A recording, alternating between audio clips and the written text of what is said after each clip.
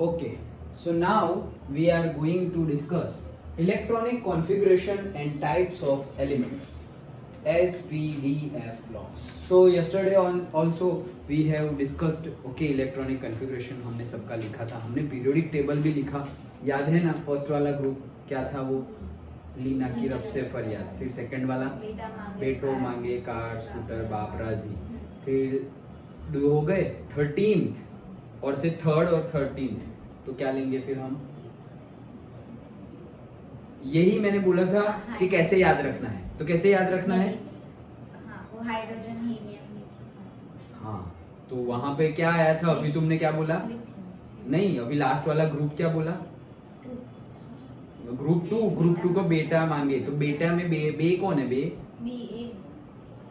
B ए है, नहीं तो बीई, तो वो क्या है? बेरिलियम। तो उसके बाद क्या आता है? बोरॉन। तो यहाँ बोरॉन वाला ग्रुप बोलो अब। बैंगन आलू गाजर थैला, करेक्ट, ओके, बैंगन आलू गाजर इन थैला। फिर नेक्स्ट वाला काशी शंकर हाँ, वो जो भी करो, ओके। और मैंने क्या बोला था? काशी जटिल, हाँ, ओके। देन नेक्स्ट, क्यों लेट हो गया निर्भय?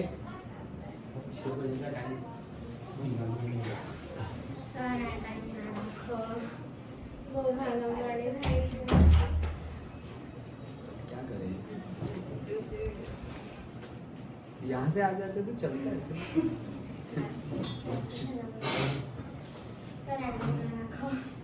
बट क्या करें, फिर लेट हो जाता है इसलिए। अरे बट सबको एडजस्ट होना चाहिए ना। ऐसा करते हैं 15 कर देते हैं, ठीक है? 6:15 to 7:45, 15 मिनट ले, ठीक है? 6:15 to 7:45 वैसे रखते हैं। हाँ चलो, तो बैंगन आलू गाजर इन थैला, उसके बाद काशी जटिल है, उसके बाद हाँ, तो पहला कौन है? नाइट्रोजन। फिर क्या है? नहीं तो पी, सिर्फ पी मतलब कौन? फॉस्फोरस। फिर उसके बाद क्या है? S, arsenic, okay. फिर उसके बाद एसबी, दैट इज एंटीमनी। और फिर क्या था? BI, bismuth, okay. Then next column oxygen वाला, तो क्या आएगा उसमें? हाँ, तो जैसे कि ओ ऑक्सीजन, फिर एस सल्फर, फिर सेलेनियम, ओके, ओ ससी, टेलपोलो, सो टीई टेलुरियम और पीओ पोलोनियम, ओके, डन। और लास्ट वाला तो fluorine, chlorine, bromine, iodine. And उसके बाद वाला helium, neon, argon, krypton, xenon and radon. और फिर सबकी हमने इलेक्ट्रॉनिक कॉन्फ़िगरेशन भी देखी, और हमने कुछ गिरा, तुम्हारा फोटो भी है उस पे। तो और क्या था? हमने इलेक्ट्रॉनिक कॉन्फ़िगरेशन, देखो कितना जल्दी उठा लिया, हिमांशु देखना लेंगे। ओके, सो क्या था? कल से अपना टाइम रहेगा, बता देता हूँ, वैसे मैसेज कर दूंगा। अपना टाइम रहेगा 6:15, ओके, 6:15 to 7:45, ओके। हाँ, तो इलेक्ट्रॉनिक कॉन्फ़िगरेशन भी हमने लास्ट चैप्टर में भी देखी थी, ओके। 30 तक की तो कैसे इलेक्ट्रॉनिक कॉन्फ़िगरेशन लिखते हैं वो देखी थी। उसके लिए मैंने तुम्हें बोला था कि अफबाउ, पॉली एंड हुंड, ये लॉज पता होने चाहिए। तो अफबाउ को भी, अफबाउ का रूल भी पता होना चाहिए कि भाई पहले इलेक्ट्रॉन कहाँ जाएंगे? जिसकी एनर्जी कम होगी वहाँ, वो वाली ऑर्बिट में जाएंगे। और ऑर्बिटल्स बोलो, ऑर्बिट्स बोलो, दोनों, ओके, वो वाली ऑर्बिट एंड ऑर्बिटल्स में जाएंगे कौन? इलेक्ट्रॉन्स। फिर क्या? तो सिर्फ दो ही जाएंगे, ओके, सिर्फ दो ही इलेक्ट्रॉन जाएंगे। और फिर थर्ड वाला वो स्टेबिलिटी क्राइटेरिया कि हाफ फील्ड और फुल्ली फील्ड होता है तो ज़्यादा स्टेबल होता है, उसके अकॉर्डिंगली एक इलेक्ट्रॉन दे और ले सकते हैं। लेकिन कहाँ ले और दे सकते हैं? नियर बाई जो एनर्जी लेवल हो वही ऑर्बिटल से ले सकते हैं, कोई दूर से ले सकते नहीं है। डन। तो इलेक्ट्रॉनिक कॉन्फ़िगरेशन भी हमने ऑलरेडी डिस्कस किया था। तो जो भी ऐसा लगे कि हाँ भाई ये हमने डिस्कस नहीं किया है, वहाँ रुकेंगे, otherwise we are moving forward, okay. तो आप build up the principle and electronic configuration. So provide that theoretical foundation periodic classification, ठीक है।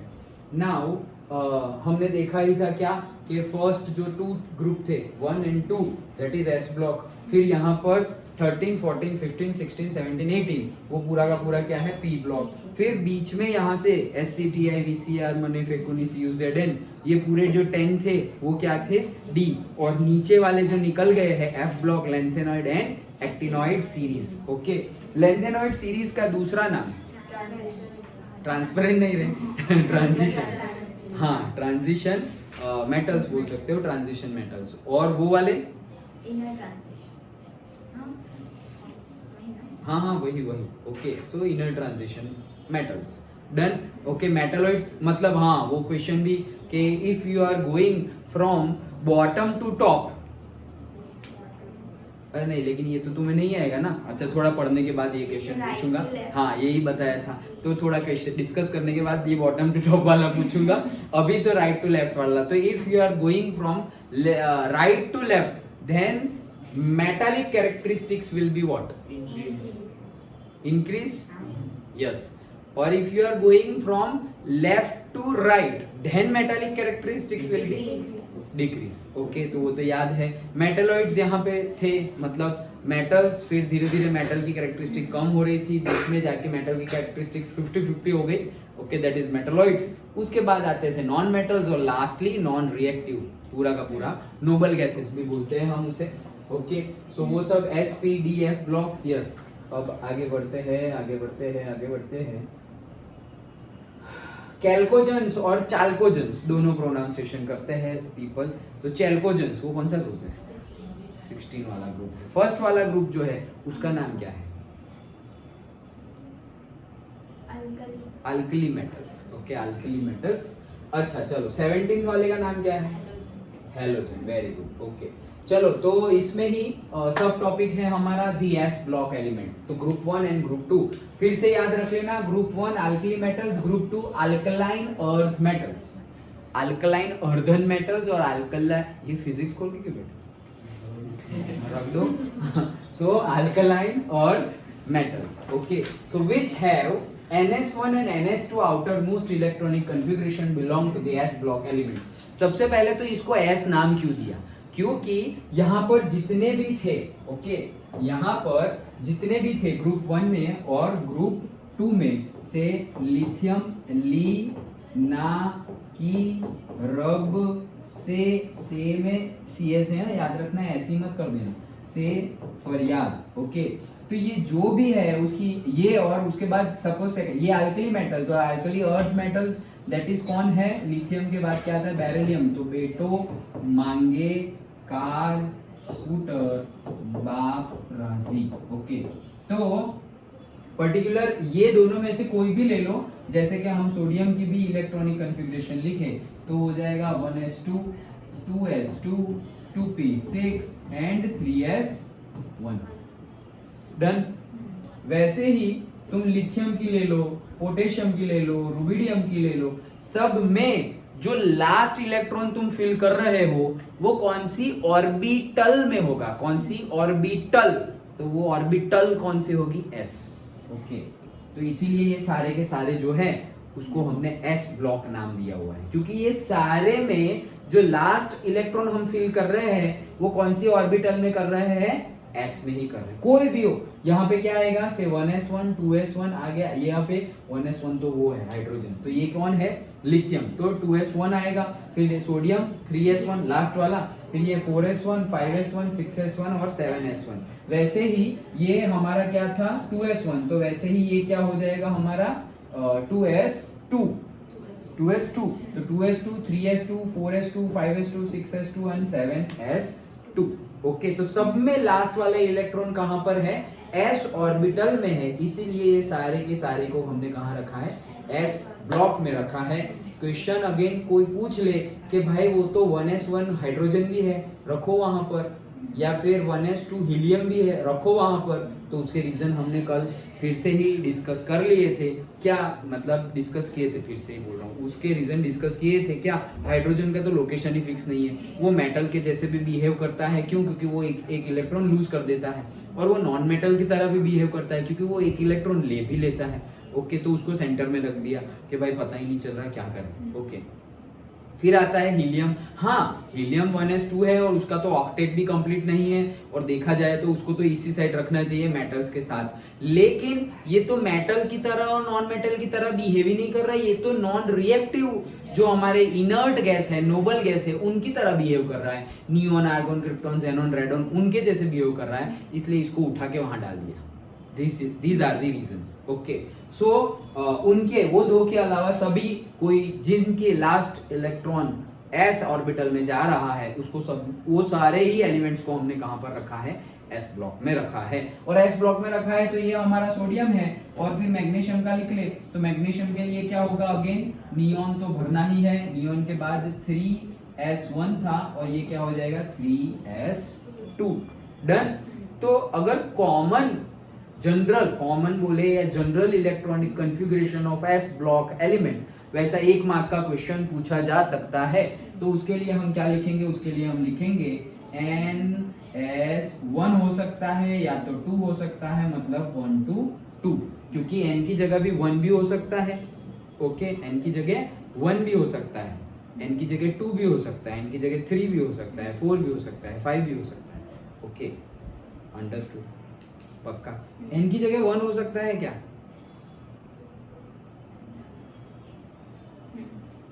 हो सकता है n की जगह नहीं। हाँ, लास्ट में ही ऑब्वियसली, नहीं तो 1s तो सब में आएगा ही, लेकिन लास्ट वाले इलेक्ट्रॉन में n की जगह 1 हो सकता है क्या?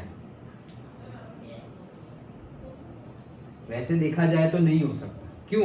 क्योंकि 1 किसके लिए आता है? हाइड्रोजन और हीलियम के लिए, और ना हाइड्रोजन s ब्लॉक में है और ना ही हीलियम s ब्लॉक में है। स्टार्ट तो हमारा कहां से होता है? लिथियम से, और वो होता है लास्ट इलेक्ट्रॉन कौन सा? 2s1। डन। ओके, लेकिन हम लिखेंगे n लिखेंगे। अगर बोले n is equals to what, तो for this particular s block you can write n is equals to greater than 1. n is equals to what? n is equals to number from 2 से लेकर के कहां तक जा रहे हो तुम? 7th वाले पीरियड तक जा रहे हो ना, to 2 to 7. That's it. Done. Understood? समझ में आ गया? अच्छा, ओके। हाँ, तो एस ब्लॉक एलिमेंट्स, फिर आगे बढ़ते हैं फटाफट नहीं, आराम से ही बढ़ते हैं, लेकिन जो जरूरी हो वो +1 एंड +2। यस, तो ये रब कर दिया, इससे अच्छा है मैं साइड पे लिखता जाऊं तो कुछ रब ना करूं। ओके,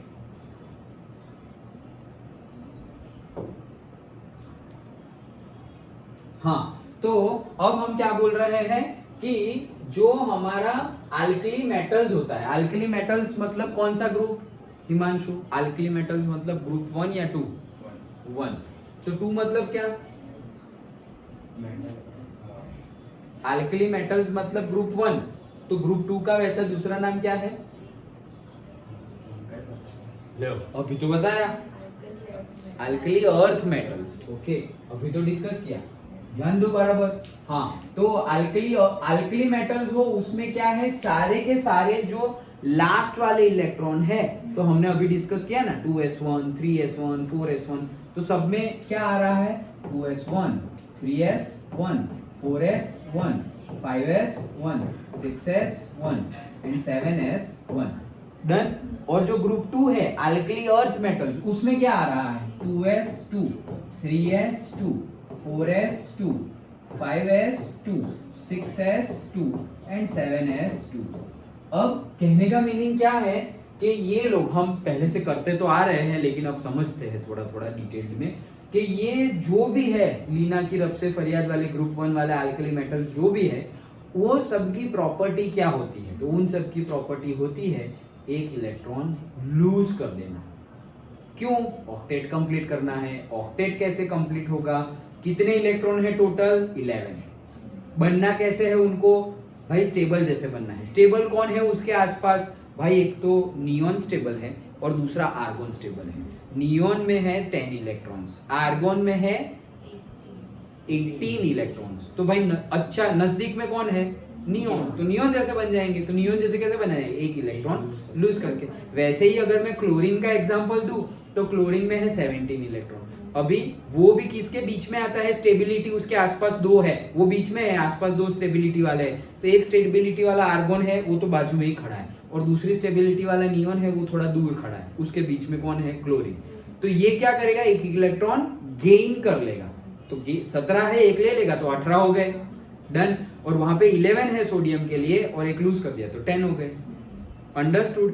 तो ये लोग क्या करेंगे? एक इलेक्ट्रॉन लूज करेंगे। वैसे ही अगर ये लोग हैं अल्कली अर्थ मेटल्स, तो उनके लिए भी कौन है? उनके लिए भी वही 2 लोग हैं स्टेबिलिटी के लिए। इनर्ट गैस वो 2 ही है। कौन कौन से? नियोन और आर्गोन। अब कौन सा नजदीक होगा? ये लोगों के अल्कली मेटल्स के लिए, अल्कली अर्थ मेटल्स के लिए कौन सा नजदीक होगा? आर्गोन नजदीक होगा या ये क्या नियोन नजदीक होगा? नियोन ही नजदीक होगा ना। आर्गोन तो कितना दूर है, ये देखो 2। आर्गोन कहाँ आता है? 2p6 पे आता है। तो फिर 3 मतलब 2p1 2p2 2p3 2p4 2p5 2p6 तब जाके आएगा। और नियोन तो नजदीक ही है, 2 इलेक्ट्रॉन निकाले और डायरेक्टली नियोन जैसा बन गया। डन। यहाँ पे 2 इलेक्ट्रॉन लेने हैं, 2 इलेक्ट्रॉन घुमाने हैं, और यहाँ पर लेने कितने पड़ेंगे? 6। तो कौन सा इजी होगा? 2 लूज करना ही इजी होगा, 6 गेन करने से अच्छा है। डन। तो ये लोग भी क्या करेंगे? 2 इलेक्ट्रॉन लूज कर देंगे। तो अगर ये एक इलेक्ट्रॉन लूज कर रहे हैं तो ये लोग का आयन, ये क्या बन गए? अब आयन बन गए। क्या बन गए? आयन बन गए। ये लोग भी क्या बन गए? आयन। पहले के आंसर फॉर्म में थे, वो एलिमेंटल फॉर्म में थे। एलिमेंटल फॉर्म मतलब उसके ऊपर कोई चार्ज होता नहीं है, तो न्यूट्रल होते हैं। एटॉम न्यूट्रल है, क्योंकि जितने प्रोटॉन है उतने ही इलेक्ट्रॉन है, तो एटॉम क्या है? हमारे न्यूट्रल है। लेकिन अब क्या है? अब एक इलेक्ट्रॉन लूज किया तो पॉजिटिव चार्ज, जैसे कि सोडियम की बात करो तो सोडियम की बात करें तो 11 प्रोटॉन है, याद रखना क्वेश्चन, और 11 इलेक्ट्रॉन है। 11 प्रोटॉन और 11 इलेक्ट्रॉन, एक इलेक्ट्रॉन लूज कर लिया तो बने रहे कितने? 11 प्रोटॉन एंड 10 इलेक्ट्रॉन। एक इलेक्ट्रॉन लूज कर लिया, तो अब यहाँ पर ज्यादा कौन है? प्रोटॉन। दैट्स वाई हम लिखते हैं क्या? Na+, क्योंकि पॉजिटिव चार्ज बढ़ गया है यहाँ पर। ओके, इसलिए हम प्लस लिखते हैं। अगर एक इलेक्ट्रॉन और निकाल दो तो फिर +2 लिखना पड़ेगा। अगर और एक इलेक्ट्रॉन निकाल दो मतलब 11pn9e, तो कितने का डिफरेंस हो गया? 2 का। तो हम इसके लिए क्या लिखेंगे? Na+2। डन। ओके, तो ये बन गया Na+, और ये बन जाएगा सपोज मैग्नीशियम, तो ये बन जाएगा Mg+2। डन। ओके, तो आयन बनेंगे, वो कैसे बनेंगे? Na+, मतलब ये सारे क्या बनेंगे? +1। कौन? Alkali metals. Li+1, Na+1, K+1, लिनाकीरब, रुबिडियम+1, सीजियम+1, फ्रांशियम+1। वैसे ये अल्कली अर्थ मेटल्स कौन से आयन बनेंगे? +2 वाले, 2 इलेक्ट्रॉन देंगे। तो भाई बेरिलियम+2, मैग्नीशियम+2, कैल्शियम+2, सबके सब, अभी क्या सब बोलूं, सबके सब क्या बनेंगे? +2 बनेंगे। सिंपल है। ओके, हाँ बोलो। हाँ सर, F की कैपेसिटी कितनी होती है? किसकी कैपेसिटी? SPDF मतलब कैपेसिटी मतलब ऐसा P में 6 रह सकता है। हाँ, F में 14। ओके, SPDF, तो ये तो एक ही है। P में 3 है, PX, ये यहाँ तक का तो हमने देखा ना लास्ट चैप्टर में, और उनके शेप भी देखे। P जो है ये S है, वो स्फेरिकल शेप है, स्फीयर है। P है वो डंबल शेप है, D है वो डबल डंबल शेप है। F का शेप अभी तक डिसाइड हुआ नहीं आज तक, अभी रिसर्च स्टेज में है। ओके, तो SPDF। अब यहाँ पे 3 सब ऑर्बिटल्स हैं। ये P ऑर्बिटल ही है, P ऑर्बिटल ही है, और उसकी भी सब ऑर्बिटल्स होती है PX, PY, PZ। एक में 2 तो 3 में 6 हो जाएंगे, तो यहाँ पे 6 इलेक्ट्रॉन। यहाँ पे वैसे 5 है तो 5 2 10, और यहाँ पे वैसे 7 है तो 14, तो 2 6 10 एंड 14। डन। अच्छा ओके, तो मैं क्या बोल रहा था, आयन, समझ में आ गया, डन हो। तो +1 ion in case of alkali and +2, yes ये डिस्कस कर लिया, और कुछ नहीं, ओके डन। ये क्या बोल रहा है, elements with the exceptions of those lithium and beryllium are predominantly ionic, क्या बोल रहे हैं, अच्छा कुछ लिखा हुआ दिख रहा है, because of high reactivity they are never found pure in nature. हाँ ये याद रखना, ओके। एक माता क्वेश्चन कि भाई they are never found pure in nature, मतलब तुम्हें नेचर में से कभी भी सोडियम नहीं मिलेगा, तुम्हें नेचर में से कभी भी लिथियम नहीं मिलेगा, क्यों, क्योंकि उनकी रिएक्टिविटी बहुत ज्यादा है, रिएक्टिविटी ज्यादा है, वही कहनो कार मांगे, देखो वहां भी सोडियम आ गया था, ओके। सो कहने का मीनिंग क्या है, रिएक्टिविटी ज्यादा है, रिएक्टिविटी ज्यादा है मतलब रिएक्ट कर जाएगा, रिएक्टिविटी ज्यादा है मतलब क्या कर जाएगा, रिएक्ट कर जाएगा, रिएक्ट कर जाएगा तो किसी ना किसी को पकड़ ही लेगा वो, ओके। और जनरली ऑक्सीजन को पकड़ लेते हैं क्योंकि ऑक्सीजन है एटमॉस्फेयर में, तो जो भी रिएक्शन ज्यादा करते हैं वो ऑक्सीजन को पकड़ के ऑक्साइड्स बना देते हैं, ओके। वो वही होता है, मेटल पकड़ लेना तो उसी को बोलते हैं हम कोरोजन। मेटल ऑक्साइड मतलब आयन का ऑक्साइड बन जाता है, उसको ही हम बोलते हैं कोरोजन। सिल्वर का ऑक्साइड बनता है तो वो भी वन टाइप ऑफ कोरोजन ही है, जिसकी वजह से उसकी वो जो शाइनिंग है वो चली जाती है, ओके। वो सब थोड़ा बहुत तो हमने 10th में देखा था ना कोरोजन में, तो वही सब है, ओके। सो याद रखना, बिकॉज ऑफ हाई रिएक्टिविटी, क्यों हाई रिएक्टिविटी है ये लोग, भाई ये लोग को देखो, रिएक्टिविटी मतलब क्या, रिएक्टिविटी मतलब रिएक्शन होना, रिएक्शन होना मतलब केमिकल रिएक्शन होना, केमिकल रिएक्शन होना मतलब एक्चुअल में होना क्या भाई, ऑक्सीडेशन प्रोसेस होना या रिडक्शन प्रोसेस होना, मतलब कि दोनों को साथ में बोलना हो तो रेडॉक्स रिएक्शन, ओके।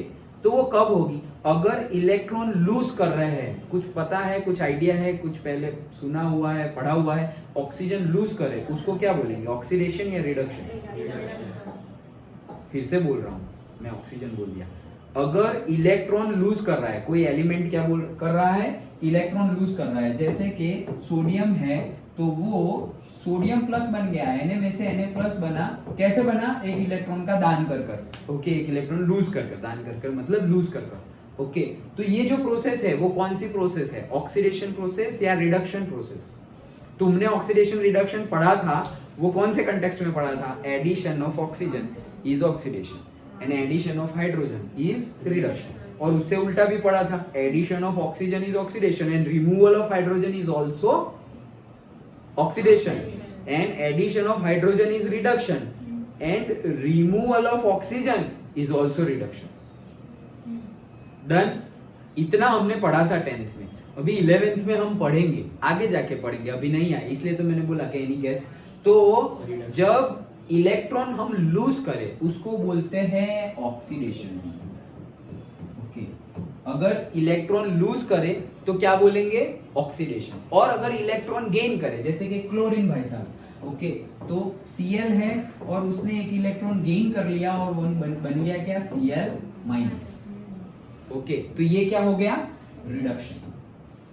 शायद तुम्हें याद हो, रिड्यूसिंग एजेंट किसे बोलते हैं, जो खुद का ऑक्सीडेशन करे और दूसरों का रिड्यूस, करेक्ट, ओके। एजेंट मतलब क्या, जो काम कर दे, जो काम कर, दलाल नहीं बोलते हम तो वही एजेंट, ब्रोकिंग एजेंट, ट्रेडिंग, ये वो जो भी करना हो, तुम्हें रेंट पे कुछ देना हो, कोई गाड़ी बेचनी हो, ये वो, तो LIC खरीदनी हो, ये वो, कुछ भी करना हो, एजेंट मतलब ब्रोकर, बीच वाला, वो अपना कमीशन ले लेगा, इसीलिए तो दलाल बोलते हैं कि वो जो कमीशन है वही उसकी सैलरी है, उसकी सैलरी वही है, ओके। एक रेफरेंस उठा के दूसरे को दे देना, ओ भाई इसको जॉब दे देना, उसको जॉब मिल गई, हर महीने उसे पैसे मिलेंगे, तुम्हें क्या मिला, तुम्हें पैसे मिले, वन टाइम मिलेंगे लेकिन मिलेंगे, ओके। सो जो रिड्यूसिंग एजेंट मतलब जो दूसरे का रिडक्शन कर दे, ऑक्सीडाइजिंग एजेंट मतलब जो दूसरे का ऑक्सीडेशन कर दे, वो खुद का, अगर दूसरे का ऑक्सीडेशन कर रहा है तो खुद का रिडक्शन होगा, दूसरों का रिडक्शन कर रहा है तो खुद का ऑक्सीडेशन होगा, सिंपल। रटना नहीं है, अच्छे से समझ लोगे तो ऐसे ही याद रह जाएगा।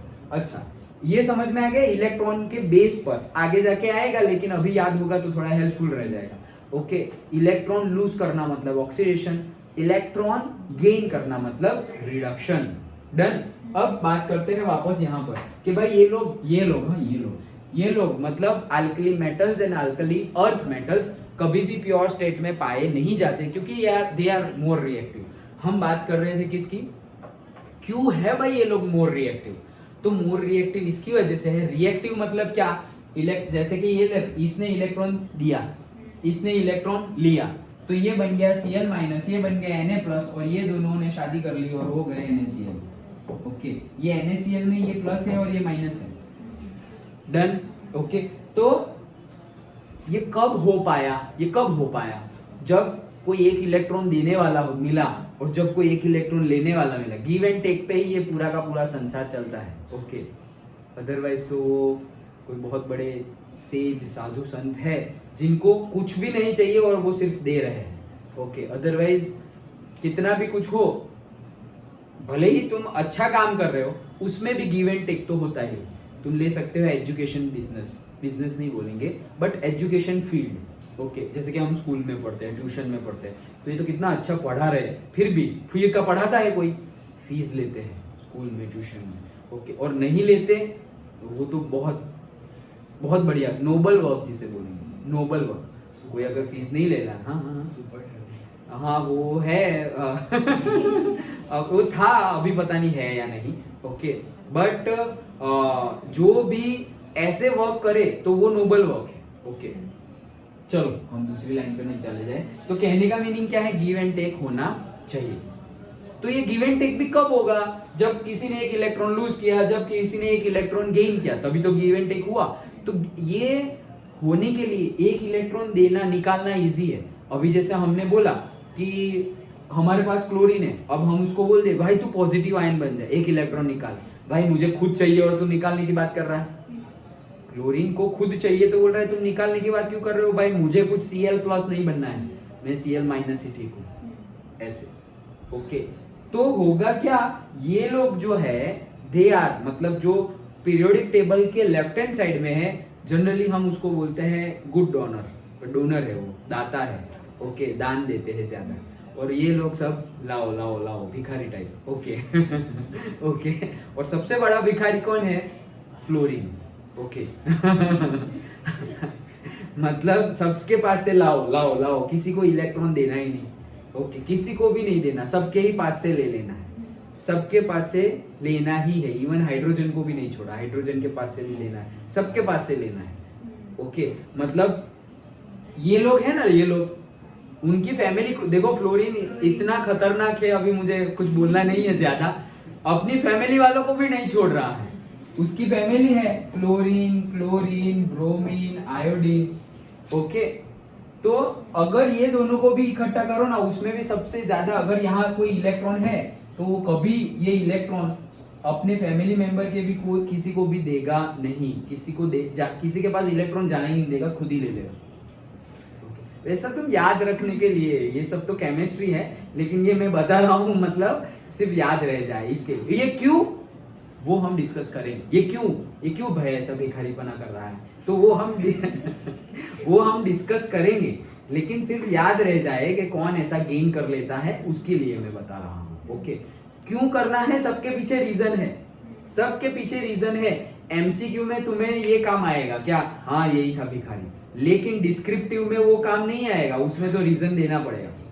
एमसीक्यू में तुम टिक मार लोगे कि हाँ फ्लोरीन, बट डिस्क्रिप्टिव में एक्सप्लेन लिख दिया है, बात खत्म अब एक्सप्लेन करोगे तो मार्क्स मिलेंगे, अदरवाइज आधा मार्क्स मिलेगा। Okay, done. सबका रीजन है, तो हमें डिस्क्रिप्टिव के लिए रीजन भी पता होने चाहिए, एमसीक्यू के लिए छोटी मोटी ट्रिक हो तो वो याद रख लो। अच्छा, तो कहने का मीनिंग क्या है कि ये कभी भी ये अल्कली मेटल्स और अल्कली अर्थ मेटल्स कभी भी प्योर स्टेट में नहीं मिलते, क्योंकि वो क्या कर जाते हैं, बहुत ज्यादा रिएक्टिव क्यों है। अरे कितना इजी है एक इलेक्ट्रॉन लूज कर देना और 2 इलेक्ट्रॉन लूज कर देना, 1 और 2 इलेक्ट्रॉन लूज करना और 1 और 2 इलेक्ट्रॉन गेन करना इजी है। किनकी कंपेयर में, कंपेयर टू 3 इलेक्ट्रॉन देना, 3 इलेक्ट्रॉन लेना, उसकी कंपेयर में तो 1 इलेक्ट्रॉन से काम बन रहा है, तो अच्छी बात है ना यार।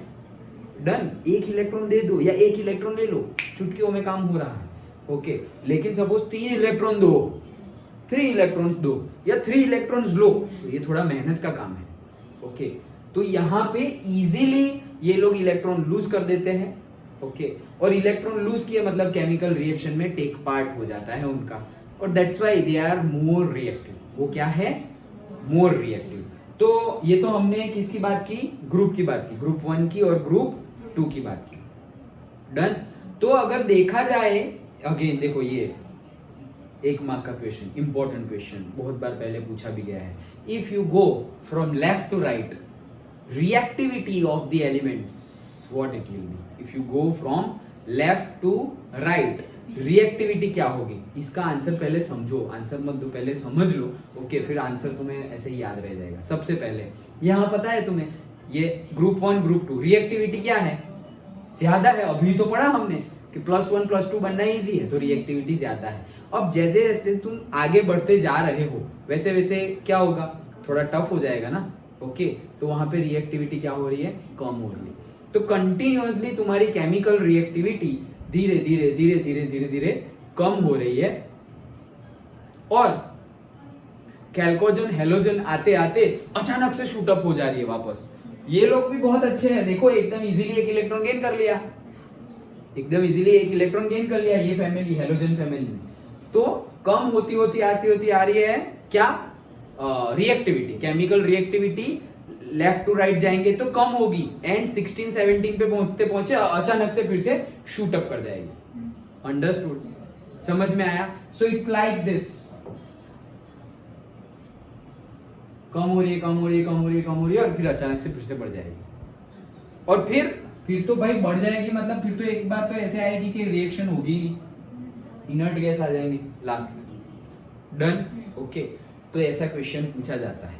इससे भी मतलब बहुत क्वेश्चन बन सकते हैं इसमें से, बहुत, जितना डिटेल्ड में तुम समझोगे, क्योंकि क्वेश्चन इतनी तरह से बन सकते हैं शायद हम सारे तरीके डिस्कस कर भी ना पाए, लेकिन कंसेप्ट समझ गए तो तुम सारे क्वेश्चन के आंसर दे सकते हो. कंसेप्ट समझना इंपॉर्टेंट है. ओके, जैसे एक क्वेश्चन है, मतलब एक टॉपिक है, वो टॉपिक को तो मैं 5 तरीके से पूछ सकता हूँ, तो 5 तरीके के आंसर थोड़ी होंगे, आंसर तो एक ही तरीके का है. क्वेश्चन बहुत सारे हो सकते हैं, आंसर तो एक ही होगा. डन? ओके, चलो.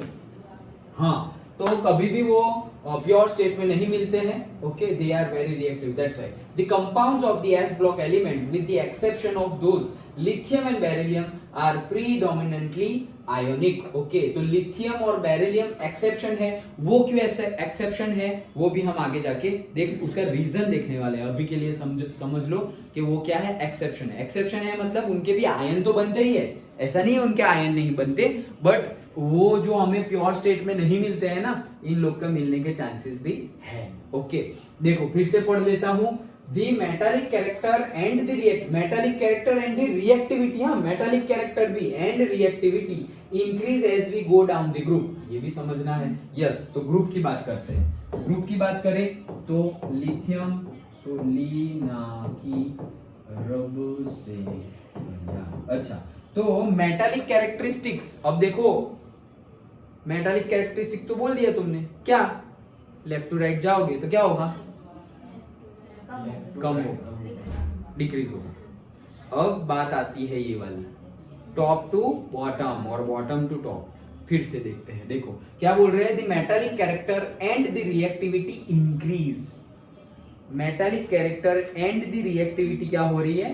इंक्रीज हो रही है. कैसे इंक्रीज हो रही है? एक सिंपल फंडा मैं तुम्हें बता देता हूं. ओके, वो सिंपल फंडा आने ही वाला है, वहां डिस्कस करेंगे, लेकिन इन शॉर्ट अभी तो बता दूं. ये हो क्या रहा है याद रखना, क्या हो रहा है वो याद रखो कि टॉप से बॉटम जाओगे तो मेटालिक कैरेक्टरिस्टिक्स क्या होगी? इंक्रीज होगी. Okay, done. और दूसरा क्या था? Metallic characteristics and reactivity. Okay, तो रिएक्टिविटी भी, मेटल्स ही ज्यादा रिएक्टिव होते हैं ना, तो मेटालिक कैरेक्टरिस्टिक बढ़ेगी तो रिएक्टिविटी भी बढ़ेगी, क्योंकि मेटल्स ही तो रिएक्टिव होते हैं. They are the non reactive, non metals तो कम रिएक्टिव होते हैं. डन? ओके, सो वही है क्या, as we go down the group metallic characteristics and chemical reactivity increase करेगी. ये क्यों करेगी तो अभी भी समझा दो, ऐसा कुछ नहीं है, लेकिन फिर से समझना ही है. और अभी ये ऐसा नहीं है पूरे चैप्टर के एंड में है, अभी एटॉमिक रेडियस और वो हम डिस्कस करेंगे ना तब आएगा. Okay, done.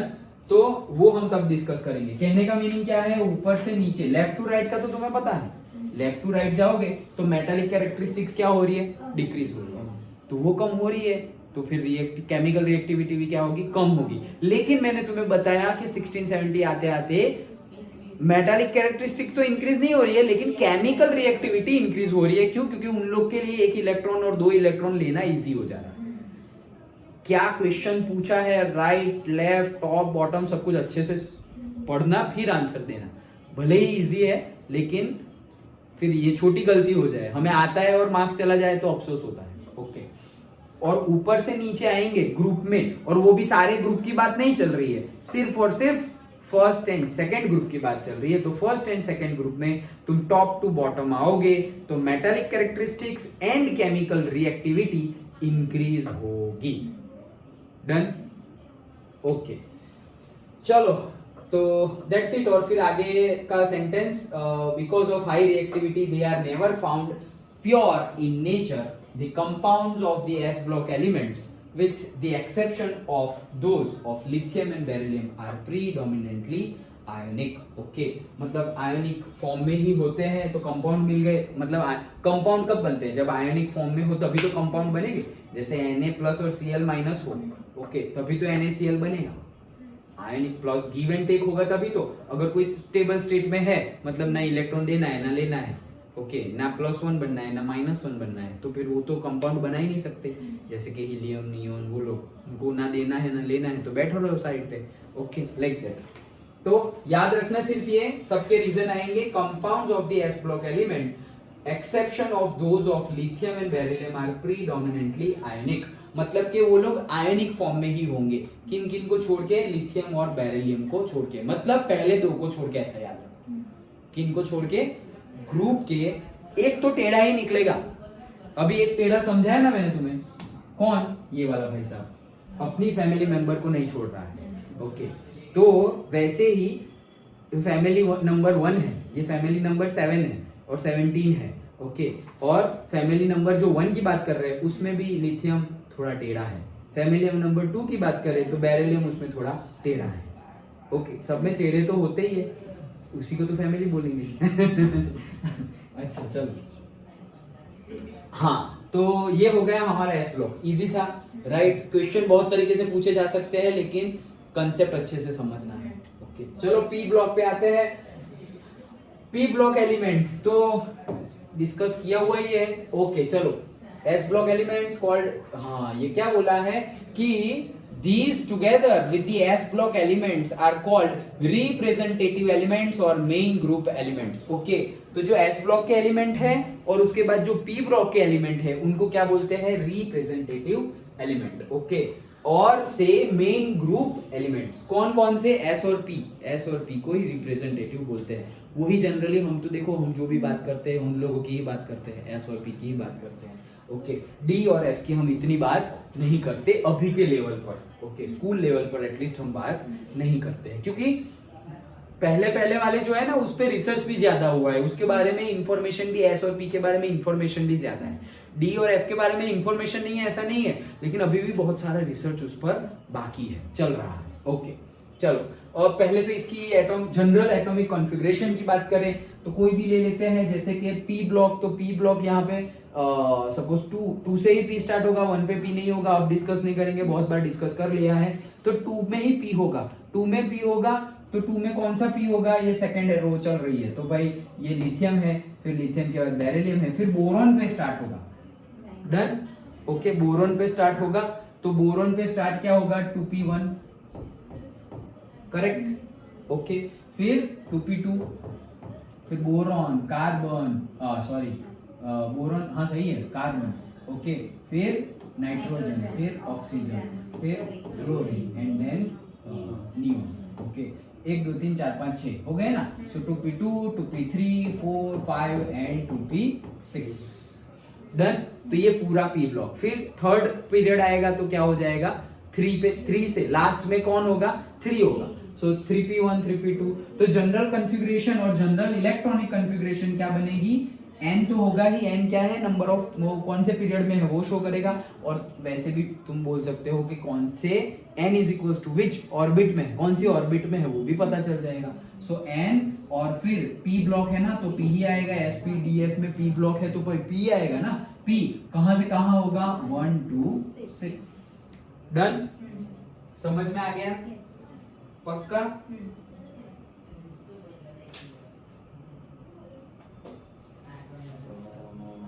40 44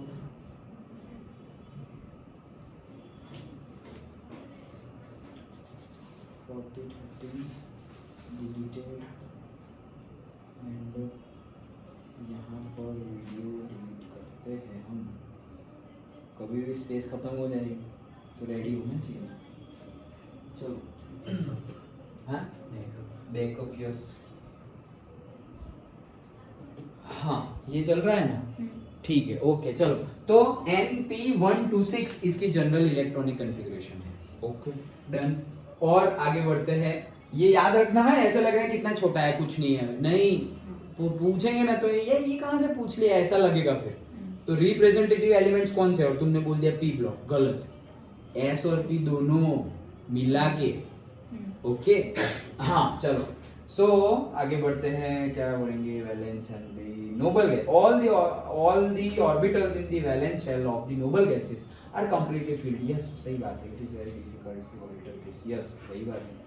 the noble gases does exhibit very low chemical reactivity, ये भी पता ही है हमें, उसीलिए तो उसको इनर्ट गैसेस बोलते हैं। क्या बोल रहे हैं कि जो इनर्ट गैस है वो NP6 है, मतलब 2p6 3p6 4p6 5p6, और ये स्टेबल कंडीशन है, ना इलेक्ट्रॉन देना है ना लेना है, सन्यासी है वो लोग। ओके ओके तो कुछ लेन देन करना नहीं है, संसार में आना ही नहीं है। ओके अपना काम कर रहे हैं आराम से।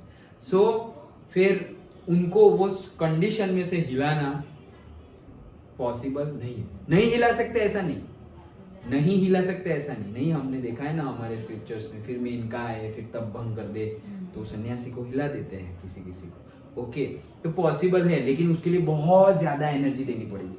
क्या करना पड़ेगा, बहुत बहुत ज्यादा एनर्जी देनी पड़ेगी। क्यों, इलेक्ट्रॉन देना हो या इलेक्ट्रॉन निकालना हो, लेकिन बहुत ज्यादा एनर्जी दोगे तब जाके वो अपनी कंडीशन छोड़ेंगे।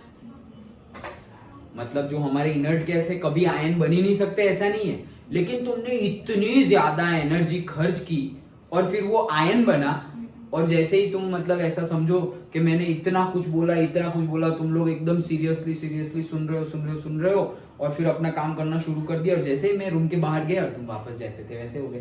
तो मतलब कहने का मीनिंग क्या है कि इतनी ज्यादा एनर्जी देकर तो आयन बनाया, और जैसे ही वो एनर्जी देना बंद किया ना, वो तुरंत ही फिर से स्टेबल स्टेट में चला जाएगा। मतलब एक इलेक्ट्रॉन तुमने निकाला हो ना, जैसे ही एनर्जी देना बंद किया ना, वापस इलेक्ट्रॉन खींच लेगा, कहीं से भी खींच लेगा। ओके या एक इलेक्ट्रॉन उसको दिया और जैसे ही बहुत ज्यादा एनर्जी देके दिया कि नहीं ये तू रख तेरे पास, जैसे ही थोड़ा भी एनर्जी कम हुआ ना, फेंक देगा वो, अपने पास रखेगा ही नहीं। ओके तो पॉसिबल तो है, लेकिन हम बोलेंगे कि भाई ये प्रॉफिट वाला सिचुएशन नहीं है, लॉस ही हो रहा है ना हमें तो, क्योंकि हम इतनी ज्यादा एनर्जी उस पर खर्च कर रहे हैं। और ऐसा भी नहीं कि खर्च करने के बाद हमें रिजल्ट मिल रहा है, वो तो वापस जैसा था वैसा हो गया। ओके सो जनरली वो लोग, पहली बात तो जनरली वो लोग तो ऐसा बनते ही नहीं है, आयंस बनते ही नहीं है। बट ऐसा नहीं है इम्पॉसिबल है, इसलिए मैं बोल रहा हूँ। कोई ऐसा तुम्हें बोल दे कि भाई इनर्ट गैस का आयन बनना इम्पॉसिबल है, नहीं, इम्पॉसिबल की बात मत करो, सब कुछ पॉसिबल है, लाइक दैट। ओके बट हाँ हम नहीं करेंगे, क्यों, फालतू का काम क्यों करें भाई हम। ओके चलो। Okay noble gases exhibit, they are halogens and नहीं कुछ रह गया, हाँ, preceding the noble gas family, मतलब पहले, प्रीसीडिंग मतलब पहले। तो दो ऐसे है केमिकली इंपॉर्टेंट ग्रुप 17 एंड 16, तो चैल्कोजेंस और कैल्कोजेंस एंड हेलोजन ग्रुप। ओके एक मार्क के लिए पूछा जाता है, highly negative electron gain enthalpy और ये सब हम अभी बोलेंगे, वापस तुम भूल जाओगे, इससे अच्छा है हमें आगे पढ़ने में आएगा ही तो हम डिस्कस करेंगे, या फिर यहाँ पे रट्टा मारना पड़ेगा तुम्हें, जैसे अभी रट्टा मारा, क्या ऊपर से नीचे जाएंगे ग्रुप में, एस ब्लॉक में, तो metallic characteristics and chemical reactivity increase हो रही है, वो तो रट्टा मारा ना, रीजन नहीं पता, अभी आगे हम देखेंगे। तो वैसे ही ये भी रट्टा मारना पड़ेगा, लेकिन सबका रीजन है तो हम उस पर अभी ध्यान नहीं दे रहे, क्योंकि वैसे भी हमें पता चलने ही वाला है और बेसिक से समझेंगे ना। ओके तो सिर्फ मैं अभी पढ़ लेता हूँ।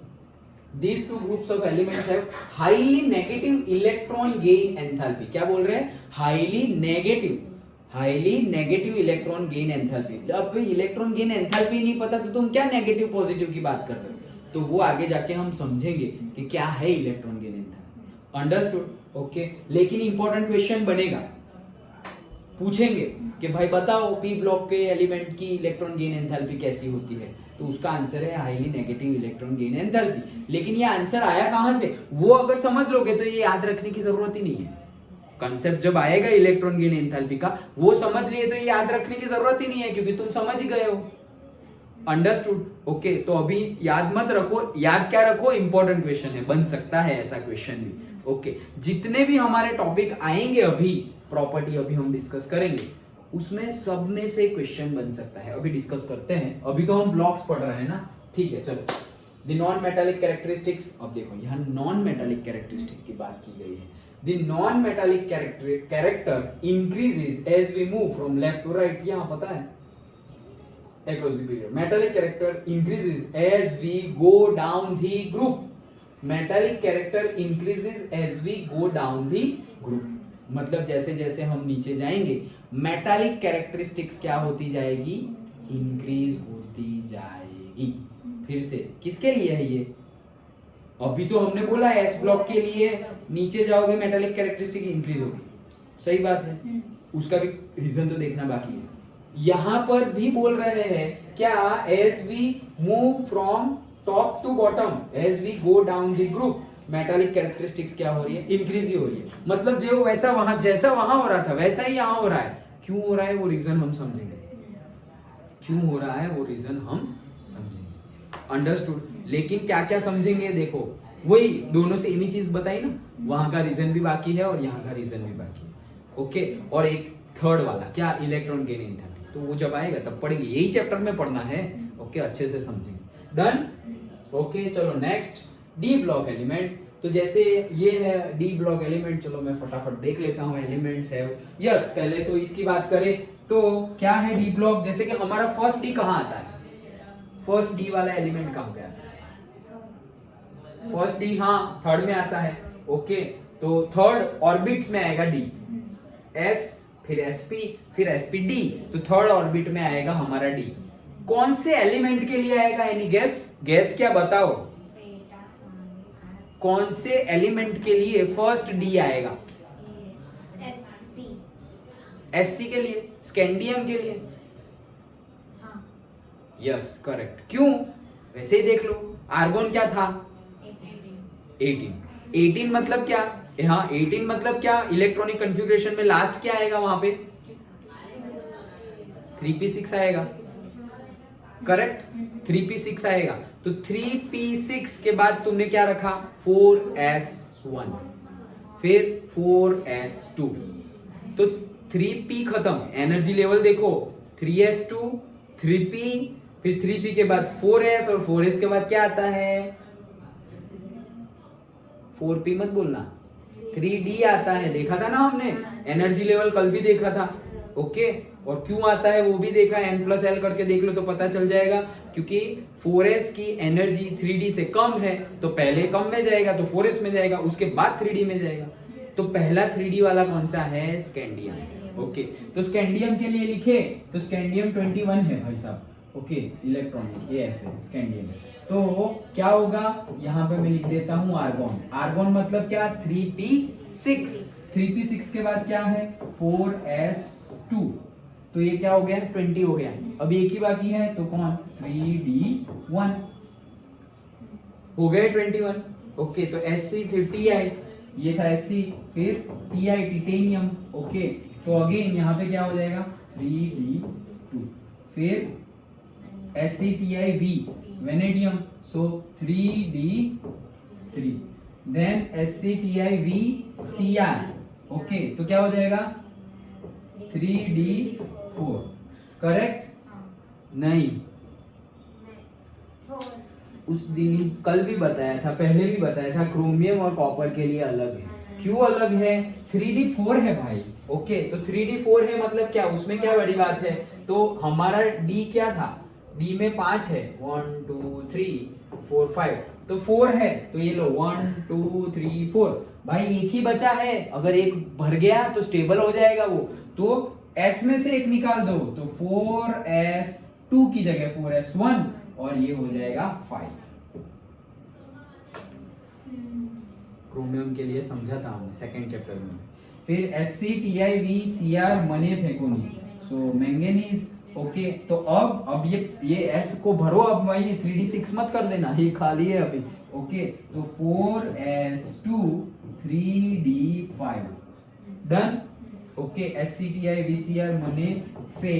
ओके, अब क्या आएगा 3d6 फे को 3d7 मने फेंको नी निकल 3d8 Cu 3d9 Zn 3d10।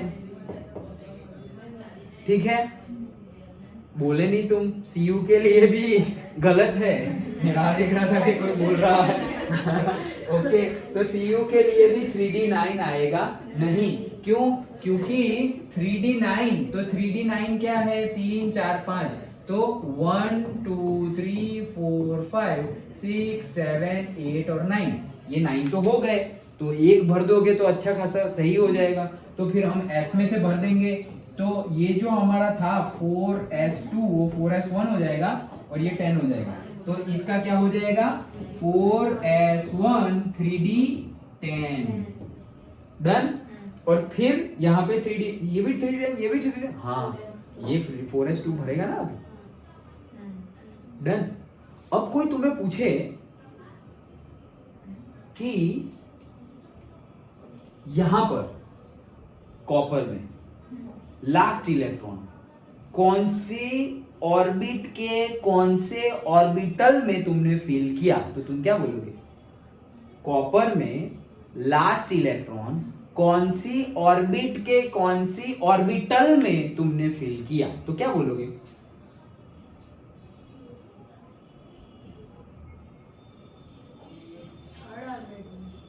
Third orbit में फिल किया, करेक्ट है। और कौन सी ऑर्बिटल में फिल किया? मतलब डी में, डी में, ऑर्बिटल का नाम क्या है? डी। अच्छा, अब वैसे ही वही सेम क्वेश्चन फॉर जिंक, क्या बोलोगे? कौन सी ऑर्बिट के कौन सी ऑर्बिटल में फिल किया? थर्ड ऑर्बिट के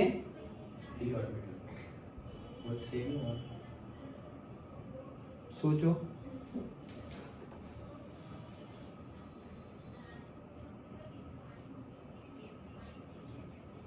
थर्ड सेम आंसर आएगा, थर्ड ऑर्बिट के डी ऑर्बिटल में, या यहां 4s2 में फिल करोगे तो फोर्थ ऑर्बिट के s ऑर्बिटल में।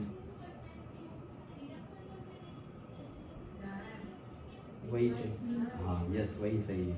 क्या 4s2 तो पहले ही भर देंगे हम, यहाँ पर 4s2 तो पहले ही भर देंगे, क्यों? क्योंकि वहां पर तो स्टेबिलिटी वाला केस ही नहीं है ना, 3d10 एग्जैक्ट 10 ही है, जिंक में तो एग्जैक्ट 10 ही है, वहां से वो कुछ लेने देने की बात है ही नहीं, तो लास्ट वाला ही कहाँ जाएगा? डी में जाएगा। ऐसा क्वेश्चन देखो, ये सोचने लायक क्वेश्चन था, पता ही था हमें तो सब कुछ, इलेक्ट्रॉनिक कॉन्फ़िगरेशन लिखो तो आती है, लेकिन क्वेश्चन उल्टा करके उल्टा पुल्टा करके पूछ रहे हैं, तो अच्छे से सोचना पड़ेगा।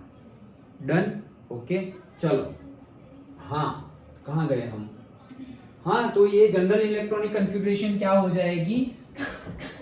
4 भी नहीं बोलेंगे वैसे तो, 4 तो ये पर्टिकुलर ये वाली जो हमारी थी थर्ड पीरियड उसके लिए है ना ये सब तो। ओके, फिर फोर्थ पीरियड में भी डी होगा, फिफ्थ में भी डी होगा, तो हम क्या लिख रहे हैं? n-1, देखो यहाँ पे क्या है?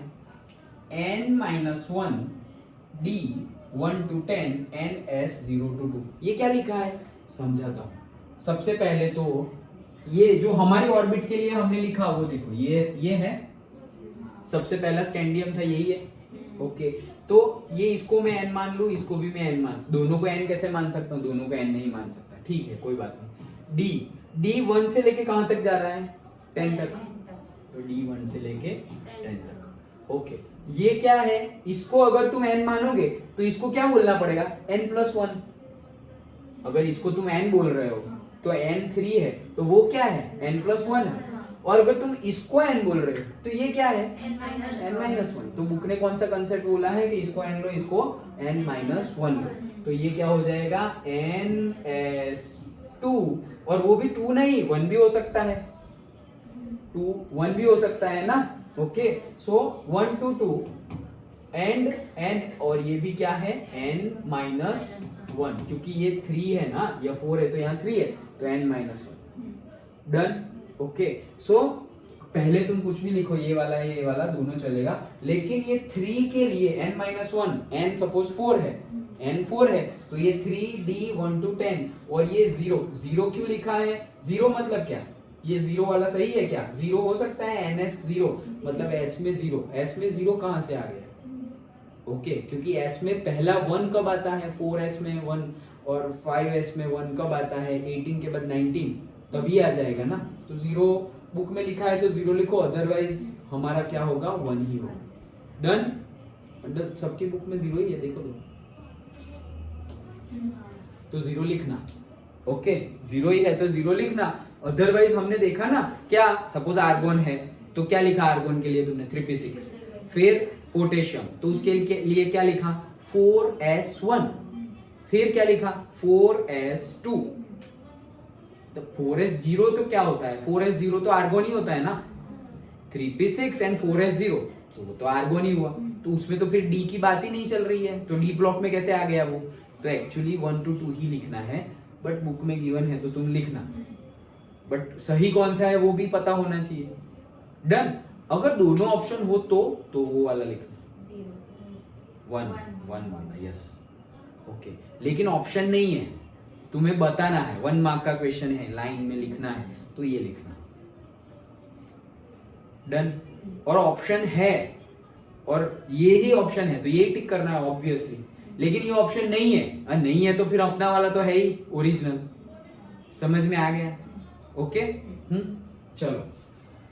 हाँ देखो, एक यहाँ पर दिखाया गया है कि वो 0 पर्टिकुलरली कब तुम लिख सकते हो, एक दिखाया गया है, एक्सेप्ट फॉर, देखो configuration this except for palladium where it's electronic configuration is 4d10 5s0। ये नेक्स्ट के लिए 0 बोला है, मतलब कि ये जो जिंक है मेरा, तो यहाँ पर मैं 3d बोल देता हूँ, यहाँ पर मैंने क्या बोल दिया? 3d। तो अब मेरा क्या आएगा? अगर s आने वाला हो तो वो 0 ही आएगा, लेकिन यहाँ देखो, यहाँ s आएगा क्या? यहाँ s आएगा क्या? नहीं, तो क्या आएगा? 3d के बाद क्या आएगा? अब एनर्जी लेवल कौन सी होगी? 3p आ गई, 4s आ गई, 3d आ गई, तो अब क्या आएगा? 31 के लिए क्या आएगा एनर्जी लेवल? तुमने 4s में भी 3p में फील किया, 4s में फील किया, 3d में फील किया, अब नेक्स्ट क्या आएगा? सोचो।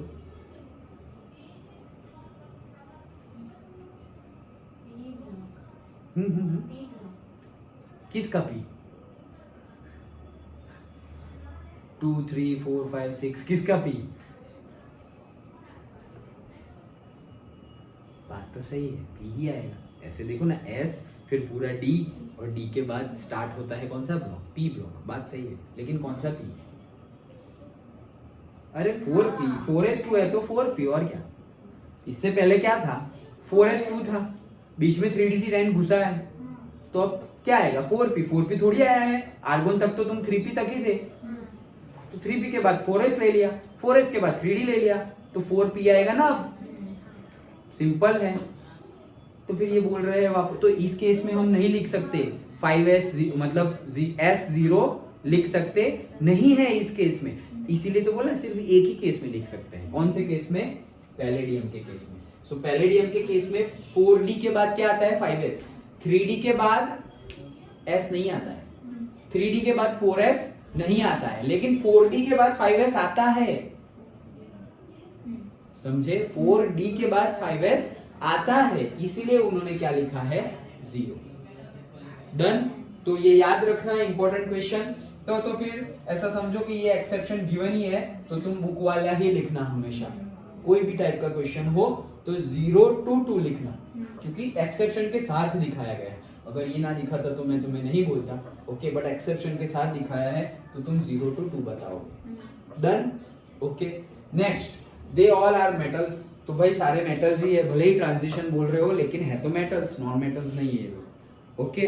Then next, they mostly form chloride ions exhibit variable valence, मतलब oxidation state, paramagnetism and ऑफनली used as the catalyst. ये सब भी एक मार्क में पूछा जा सकता है, ये सब भी एक मार्क में पूछा जा सकता है। क्या पूछा जा सकता है, पूछा क्या गया है वो बता देता हूँ। कौन से ब्लॉक के एलिमेंट जनरली कैटालिस्ट के तौर पे यूज होते हैं? D block element. ओके, तो यहाँ पे लिखा हुआ ही है, देखो पूरा सेंटेंस लिखा हुआ है, लेकिन उसमें से एक पूछा जाता है, वो मैंने तो एक पूछा गया है, वो पूछा तो कुछ भी जा सकता है, लेकिन एक पूछा गया है, वो फिर से पढ़ता हूँ। क्या सारे के सारे मेटल कैरेक्टरिस्टिक्स है? कहाँ गया रे? सारे के सारे मेटल है और they mostly form coloured ions. क्या? Coloured ions and exhibit variable valence oxidation state, मतलब कि डिफरेंट डिफरेंट ऑक्सीडेशन स्टेट वाले ऑक्साइड्स मिलेंगे। अब ये ऑक्सीडेशन स्टेट्स मतलब क्या, वो हम पढ़ेंगे तब तुम्हें अच्छे से समझ में आएगा। ऑक्सीडेशन स्टेट मतलब जैसे कि डिफरेंट डिफरेंट बोल रहे हैं, जैसे कि ऑक्सीजन, तो ऑक्सीजन की ऑक्सीडेशन स्टेट होती है -2, लेकिन ऑक्सीजन की ऑक्सीडेशन स्टेट -1 भी होती है।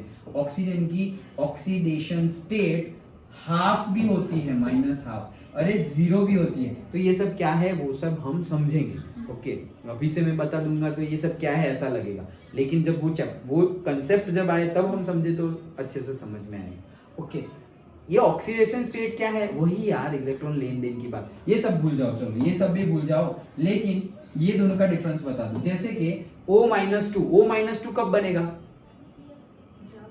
जब लेगा कितने? 2। ऑब्वियसली। और ये कब बनेगा?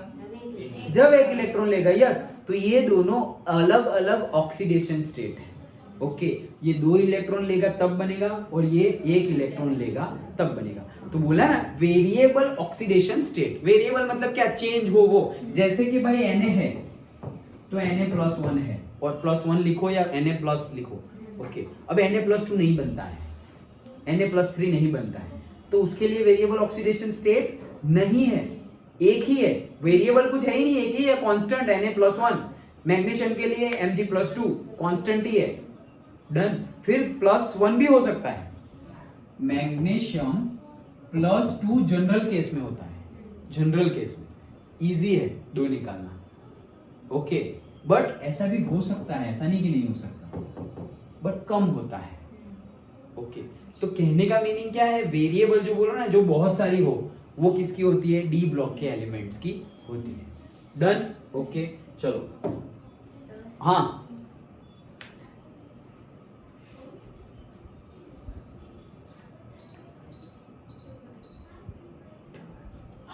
तो डी ब्लॉक के एलिमेंट की variable oxidation state, paramagnetism and ऑफनली used as catalyst. तो पैरामैग्नेटिज्म एंड ऑल ये सब हम फिजिक्स में पढ़ेंगे। ओके, सो और केमिस्ट्री में भी थोड़ा बहुत आएगा। हाँ, सो कैटालिस्ट के तौर पे यूज होते हैं। ये क्वेश्चन, ये थिंग याद रखना। अच्छा, however zinc, cadmium and mercury which have the electronic configuration N-1 D10NS2 do not show most of the properties of transition elements. Again, this is also important question.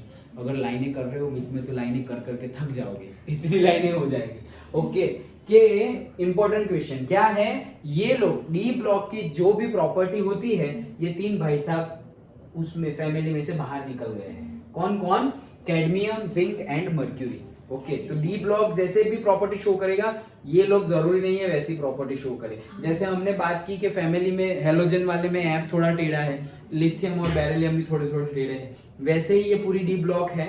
वो D block में particularly ये 3 लोग अलग है। Okay, same property show करेंगे नहीं। Exception है, बहुत सारे केमिस्ट्री में एक्सेप्शन है, लेकिन सारे एक्सेप्शन का रीजन है, ऐसे ही नहीं है। लेकिन हाँ, जहाँ साइंटिस्ट को जवाब नहीं मिलता है, आंसर नहीं मिलता है, वहाँ पे कुछ ना कुछ तो बोलना पड़ेगा ना। जैसे भाई थॉमसन ने बोल दिया कि हाँ सब जगह इलेक्ट्रॉन ही इलेक्ट्रॉन है, ऐसे भाई सब जगह थोड़ी इलेक्ट्रॉन है।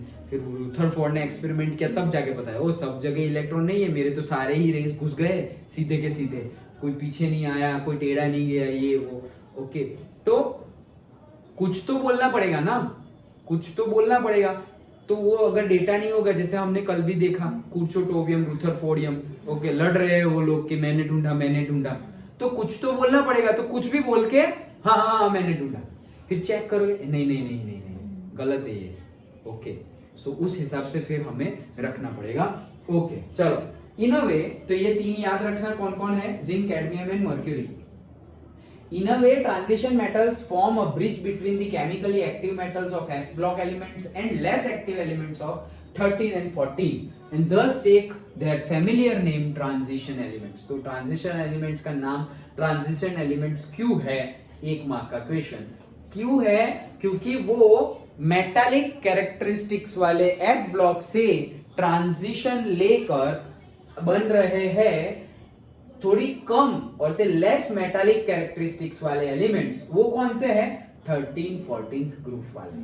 ओके वो बन रहे हैं, दैट्स व्हाई उनका नाम है ट्रांजिशन है, वो उनके बीच में आते हैं। Okay that's why transition elements उसको कहा जाता है। Done. Okay and last F block elements. Okay so सबसे पहले lanthanoid. Okay lanthanoid series and actinoid series. तो लैंथेनॉइड एंड एक्टिनॉइड सीरीज याद रखना। सबसे पहले तो याद रखो तो क्या कि 58 से डायरेक्टली 71 तक है और 90 से लेकर के 10 तक वो लोग है atomic number. Okay now electronic configuration. तो इलेक्ट्रॉनिक कॉन्फ़िगरेशन तुम एक की लिखोगे ना, एक की कोई भी एक की लिखोगे ना तो पता चलेगा। ओके हम तो वहां तक कोई एलिमेंट गए ही नहीं है। ओके तो डायरेक्टली पता नहीं चलेगा, अगर लिखोगे तो पता चलेगा। क्या सबसे पहले S में ही N लिखते हैं हम, तो NS2। फिर अभी D में गए थे तो N-1 लिखा था ना अभी इससे पहले, तो N-1D। और अगर F में गए ना तो वो होता है N-2F। ओके तो क्या है, suppose S, SP, SPD, SPDF, तो ये क्या हो गया, 4th। ओके तो 4th तक हम कहाँ जाएंगे, 4th तक 3D भी फिल कर दिया। 3D के बाद आएगा 4P, 4P के बाद आएगा 4F। ओके 4P के बाद 4P के बाद 4F एंड अभी तो 5S भी नहीं आया है ना।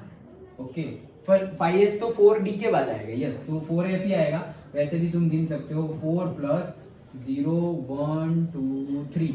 ओके SPDF तो 3। ओके तो 7 और ये क्या है 5 और +0 तो क्या आ गया 5। तो 5S पहले आएगा, 4F नहीं आएगा, 5S पहले आएगा। डन। तो 5S पहले आ गया एंड उसके बाद क्या आएगा 4F फिर 4D। डन। ओके बेसिकली तुम क्या याद रखोगे, अभी हमने क्या याद रखा था डी ब्लॉक के लिए, डी ब्लॉक के लिए हमने याद रखा NS022 इंटू N-1 S आ गया। अब हमारा जो अभी आया था वो स्कैंडियम ही याद रखो, तो 4S आ गया था। ओके तो 4S2 तो 4S2 यहाँ आ गया और फिर 4 यहाँ था तो यहाँ 3 हो जाएगा, तो 3D 1 2 10। ये हमारा डी ब्लॉक की नॉर्मल इलेक्ट्रॉनिक कॉन्फ़िगरेशन थी जनरल, और F ब्लॉक की general electronic configuration again NS, और डायरेक्टली यहाँ पर भी देखो ऐसे लिखा हुआ ही है कि NS2, मतलब यहाँ पर जैसे वो पैलेडियम का, वहाँ पे कौन किसका केस था, पैलेडियम का, PD का याद रखना है, वो भी 1 मार्क का क्वेश्चन है कि किसके लिए ऐसा 0 बनेगा, तो पैलेडियम के लिए तो वहाँ 0 बनेगा। यहाँ पर तो हमने बोल दिया है क्या 2। ओके ये 2 हो जाएगा, फिर N-1 वो D तुम्हारा है ही, और N-2F वो हो जाएगा 1 to 14। ओके तो ये देखो अब कहाँ गया D, ये 0 to 1 क्यों लिखा है, D is equals to 0 to 1, NS2D 0 से 1 नहीं गलत है। ओके गलत है, 0 सब में ऐसे लिखा है 0 to 1। हाँ नहीं नहीं तो गलत है, 1 इलेक्ट्रॉन क्यों, हम तो पूरा भर देंगे उसके बाद ही जाएंगे ना, 1 इलेक्ट्रॉन भरने के बाद F में क्यों चले जाएंगे। 1 इलेक्ट्रॉन हमने भर दिया N-1। ओके एंड NS2 सो से 0 भर दिया, से हम गिन लेते हैं ना 4F है ना, 4F और मान लो 3D, तो 4F और 3D में ये 4 + 3 कितना हो गया 7। ओके SPDF 0 1 2 3 एंड 3 + SPD तो 2, ओके, तो वो कितना हो गया 5. सो दैट्स वाई 3D पहले आएगा और फिर 4F आएगा, तो 3D पहले आएगा तो 3D पूरा ही भरेगा. सो 0 to 10 ही, 0 to 10 ही मतलब 1 to 10. Done, understood, okay. Then next, these two series of elements are hence called inner transition elements, F block elements. Yes, वो भी metal ही है. Within each series, the property of the elements are quite similar है. The chemistry of early actinoids is more complicated than corresponding lanthanoid due to the large number of oxidation states possible for the actinoid elements. मतलब ये क्या है, यहाँ से कम बन सकता है, ओके, क्वेश्चन, लेकिन फिर भी जो गिवन है वो हम समझेंगे. क्या बोल रहे हैं कि the chemistry of early actinoids, okay, lanthanoids and actinoids. तो एक्टिनॉइड्स में जो स्टार्टिंग वाले एक्टिनॉइड्स है, early actinoids, is more complicated then corresponding lanthanoids. मतलब लैंथेनॉइड, एक्टिनॉइड, स्टार्टिंग वाले जो एक्टिनॉइड्स है उनकी प्रॉपर्टी स्टार्टिंग वाले जो लैंथेनॉइड्स है उनसे थोड़ी कॉम्प्लेक्स है, ओके, वो बोल रहे हैं. Due to the large number of oxidation states possible for this actinoid elements. क्यों ऐसा है, क्योंकि ये जो एक्टिनॉइड्स है, लैंथेनॉइड के बाद जो एक्टिनॉइड्स है उनके ज्यादा ऑक्सीडेशन स्टेट्स पॉसिबल है. जैसे कि डी में भी हमने देखा कि वेरिएबल ऑक्सीडेशन स्टेट, वो किसकी प्रॉपर्टी है, डी ब्लॉक के एलिमेंट की भी प्रॉपर्टी है और एफ ब्लॉक के एलिमेंट्स की भी प्रॉपर्टी है, okay. Now actinoid elements are radioactive. ये भी याद रखना, एक्टिनॉइड एलिमेंट्स क्या है, रेडियो एक्टिव है, ओके. जो लास्ट में हम देखते हैं ना वो सारे क्या है, रेडियो एक्टिव है. मतलब जैसे तुम नीचे जाओगे और देखोगे, जैसे कि हम यहाँ पर भी नहीं बोलते लीना की रब से फरियाद, ओके, तो फरियाद में फ्रांशियम है, थोड़ा बहुत प्रॉपर्टी उसकी है सीजियम फ्रांशियम की. फिर बेटो मांगे कार स्कूटर बाप रोए तो राजी, तो रेडियम, ओके. तो थोड़ी बहुत मतलब उनकी प्रॉपर्टी जैसे धीरे धीरे रेडियो एक्टिव होती जा रही है. नहीं बोलते हम रेडियम, तो पर्टिकुलरली लाइट इमिटिंग कर रहे हो वो हमें दिखे, तो वही है. 1 मार्क का क्वेश्चन शायद बने तो बने, लेकिन हमें याद रखना है, okay. Many of actinoids have been made only in nanogram quantities. बहुत सारे एक्टिनॉइड्स क्या है, बनाए जाते हैं, लेकिन कितने, नैनोग्राम. सोचो नैनोग्राम, कितना कम क्वांटिटी में बनाया जाता है. और इवन लेस, नैनो या उससे भी कम क्वांटिटी बाय न्यूक्लियर रिएक्शन. कैसे बनाया जाता है, न्यूक्लियर रिएक्शन से. And their chemistry is not fully studied. अभी भी उनकी केमिस्ट्री सबसे मतलब पूरी तरह स्टडी नहीं की गई. वापस तो एफ ब्लॉक है, उसका शेप वेप भी कुछ पता नहीं, कुछ भी प्रॉब्लम हो जाए, ओके, न्यूक्लियर रिएक्टिविटी है, तो इसलिए हम सेफली उसके बारे में स्टडी कर रहे हैं. The elements after uranium are called transuranium elements, okay. Again 1 mark का क्वेश्चन.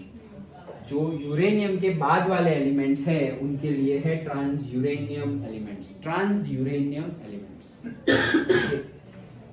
अंडरस्टूड. तो बहुत सारे क्वेश्चंस यहाँ पर बन सकते हैं ये पूरी की पूरी थियरी से, ओके. पूरी की पूरी थियरी से बहुत सारे क्वेश्चन बन सकते हैं 1-1 मार्क के. जनरली जो क्वेश्चन बन सकते हैं वो क्या है, हमारे जनरल इलेक्ट्रॉनिक कॉन्फ़िगरेशन वाले क्वेश्चंस, ओके.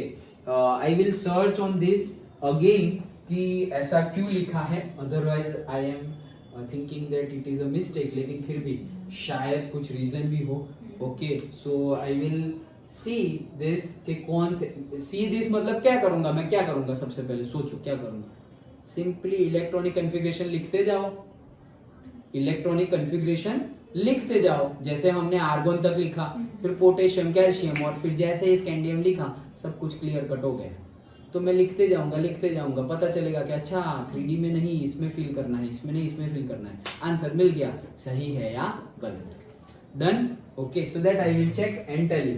हाँ, दैट्स इट. बाकी जो भी हमने समझा ये भी याद रख लेना. 58 टू, ऐसे इसमें से क्वेश्चन बनेगा नहीं, लेकिन याद हो तो अच्छी बात है. क्या 58 टू 71 एंड 90 टू 103 ये हमारा है. देखो तो पहले वाला था ना, ये रहा, ये रहा, ओके. तो 58 टू 71 आया, 58 टू 71 एंड 90 टू 103. तो 57 तक तुम्हें जाना है रेगुलर, ऐसे याद रखो. 57 तक रेगुलर जाना है, फिर 57 से बाहर निकल जाना है. कितने एलिमेंट बाहर निकलोगे? 14 एलिमेंट्स।